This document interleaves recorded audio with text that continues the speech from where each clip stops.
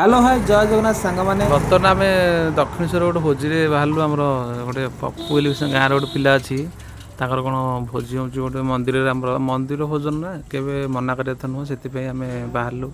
ଏ ଜଗାର ମୋର ଦୁଇ ଜଣ ବାହାରୁଛୁ। ଯାଇ ସେଠି ପହଞ୍ଚିକିରି ଆପଣ ଜଣାଉଛି କ'ଣ କ'ଣ ରୋଷେଇ ହେଇଛି ଆଉ ଠାକୁର ଆମର କେମିତି ଦେଖେଇବି।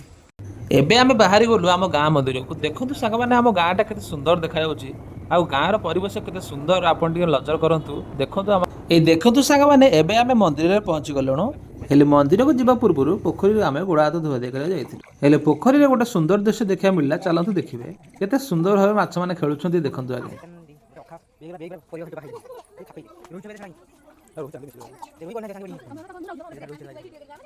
ଏବେ ଆମର ଗୋଡ଼ ହାତ ଧୁଆଧୁଇ ସରିଲା। ମାଛମାନଙ୍କୁ ତ ଆପଣ ଖେଳୁଥିବାର ଦେଖିଲେ। ଏବେ ଚାଲନ୍ତୁ ମନ୍ଦିରରେ ଠାକୁରକୁ ଆପଣଙ୍କୁ ଦେଖାଉଛି। ଆମ ମନ୍ଦିର ଭିତରକୁ ଯିବା ପୂର୍ବରୁ ଦେଖନ୍ତୁ ପାର୍ଶ୍ୱ ଦେବାଦେବୀ କେତେ ସୁନ୍ଦର ଭାବେ ସଜାଇଛନ୍ତି। ଏବେ ଦେଖନ୍ତୁ ମନ୍ଦିର ଭିତରେ ପୂଜା ଚାଲିଛି। ଏଇ ଦେଖନ୍ତୁ ସାଙ୍ଗମାନେ, ଇଏ ହେଲେ ବାବା ଦକ୍ଷିଣେଶ୍ୱର।